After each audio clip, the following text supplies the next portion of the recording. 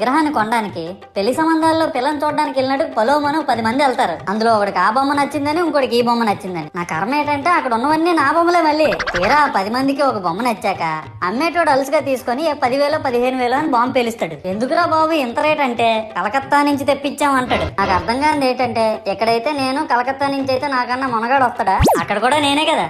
ఇలా నన్ను బజార్లో పెట్టి బేరం ఆడి నా మొహానికి ముసుగేసి వ్యాన్ ఎక్కిస్తారు. ఆ వ్యాన్ డ్రైవర్ గాడు నేనున్నానని కూడా చూడకుండా ఏదో ఆలోచించుకుంటూ డ్రైవ్ చేస్తా గతకల్లో గబ్బి గుబ్బి అని తించేసి నా కాల్లో చెయ్యి ఎరగొట్టేస్తాడు. ఈ విషయం చందాలు ఇచ్చిన చిన్నోళ్ళకి తెలిస్తే మళ్ళీ ఇరిగిపోయిన బొమ్మ పెట్టకూడదని ఏ బొమ్మ రాసి కవర్ చేసేస్తాడు. సరేలే జరిగిందేదో జరిగింది, నా భక్తులే కదా కూల్ బ్రో అని చిల్లయ్యే లోపు నన్ను పందిర్లో పెట్టి ముసుగు తీసి నాకన్నా పొడుగున్నే సౌండ్ బాక్సులు 2 నా చెవులు పక్కన పెట్టి డీజే గణేష్ బ్రో అని చెప్పి నా పాటలను కూనీ చేస్తారు. సరేలే పిల్లలు కదా ఇప్పుడు కాకపోతే ఎప్పుడు ఎంజాయ్ చేస్తారు, కాసేపట్లో పూజ స్టార్ట్ చేస్తారని వెయిట్ చేస్తా ఉంటే ఆ 5 రూపాయల వ్రతకల్పన బుక్ చూస్తే అది ఎక్కడ లేని కోపం వస్తుంది.